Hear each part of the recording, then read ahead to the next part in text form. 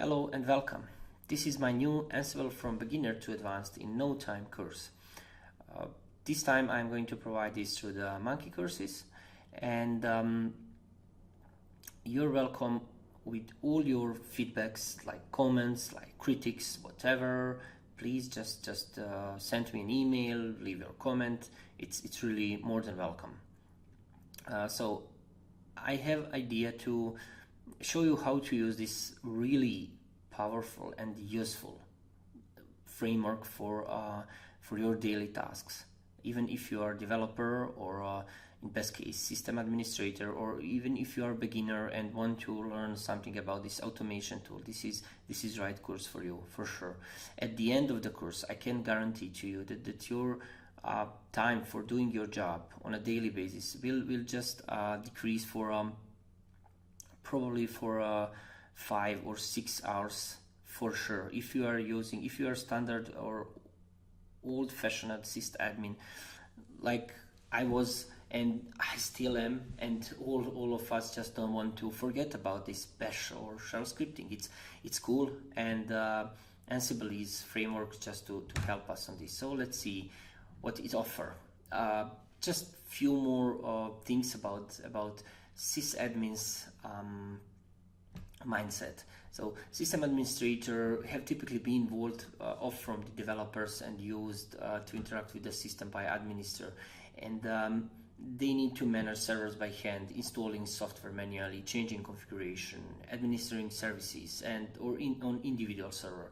So as data center grow, as hosted application become more complex, as we already know how big this AWS thing, and it's really hard to even to realize how big this thing is, and it's really hard to scale manual system management as fast as application that they were enabling. So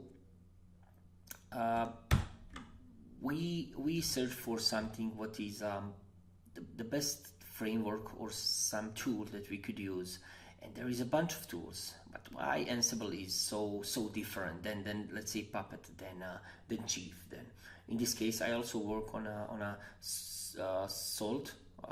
There is a Salt Stack course, so this is not any kind of advertise, but just want to say that Ansible is much powerful than any other automation tool. Why?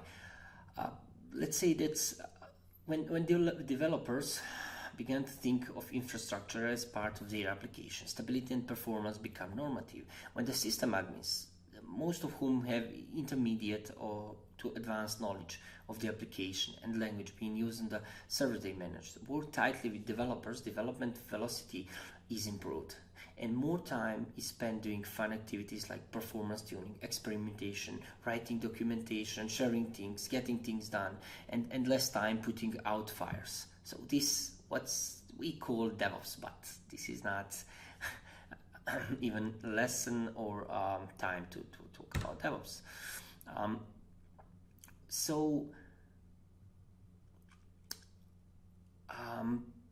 As you know, whatever we are doing, we should leave documentation. Believe me, in a practice, in a real life, in a big company, there is no documentation. It's something that also you will see through this course why I'm in love with Ansible. So because they have astonish documentation, whatever you need to do, whatever they done for community, they really document this. So it's kind of the kernel of the Linux is the documentation for the Ansible, and so you can also just go through these slides. It's not problem for you. Probably I just want to summarize a few of the things, and as you already see, I really hurry to start working with you on this cool thing. So some admins still use this shell script to try to reach some level of sanity, and there is no so complex shell script that can handle all edge cases correctly while synchronizing multiple servers and configuration and deploying new code. It's really hard. Or even we need to jump with there is things like continuous integration, continuous delivery, where we combine a lot of tools to achieve this. And there is a really reason why many developers and system admins stick to the shell script and command line configuration, because it's simple, it's easy to use, and there is a years of experience behind us using this bash and using these command line tools. Why forget about this? Why throw all these things and away and start learn new configuration language and the methodology? So here is where the Ansible jump, and Ansible was built and continued to be improved by developers and sysadmins. So this is like from sysadmins to sysadmins, or from developers to developers, and vice versa. So these guys know the command line, and want to make a tool that helps, first of all, to help themselves to manage their servers exactly the same as they doing this in the past, but in a repeatable and centrally managed way. So Ansible also has other trick up its sleeves and making it true Swiss Army knife for people involved in the DevOps, not just the operational side. So Ansible works like pushing change out of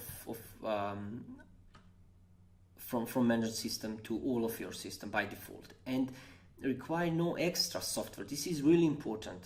There is no need to install any kind of agent on a node or on a machine we want to manage with a Ansible.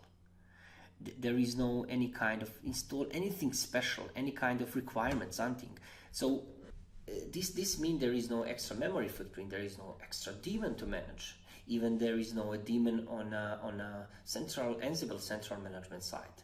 So unlike most other configuration management tool.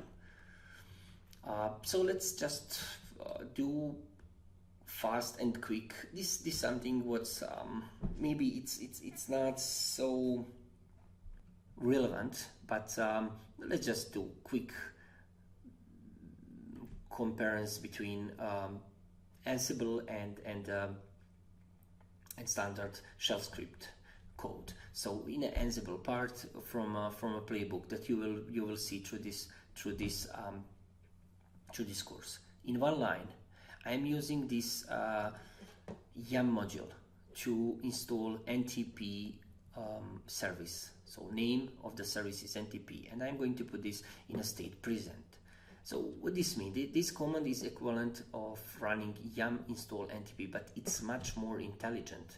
It will check if the NTP is installed, and only if not, it will install it with the present. There is a like state latest, where it's going to install latest version or update current version to the latest one. So equivalent shell script is this one. So we are going to check with the RPM package if first we need to use if, and then check if there is not this package, and blah blah blah. So however, the above script is still not quite robust as Ansible, because what if the NTP date is installed but not NTP? What this script also need extra tweaking and complexity to match the simple Ansible YAM command, and so on and so on. So the other example is like here. On left side you will see one line where we are going to define define this service, and then using service module to define NTPD service, and we want to be this service to be started and want to be enabled on next restart or boot of the server. So, and on right side you will see equivalent shell script, which there is a bunch of things that we need to do and still we are not even close to this Ansible one line. Also you will see that this not necessarily need to be in a one line, but I just want to show you how Ansible solving these complex things. Okay, so we will start in a few minutes. I just want to show you how lab is configured for now. So through this course we'll probably upgrade this on a more than three nodes, but in this case we have one central management server where the Ansible is installed, and from this server we are going to push our playbooks to both of these Ubuntu and Oracle Linux distributions. So also we are going to execute playbook on the Ansible master itself. And that's all for now. So thank you one more time, and let's start, and happy learning.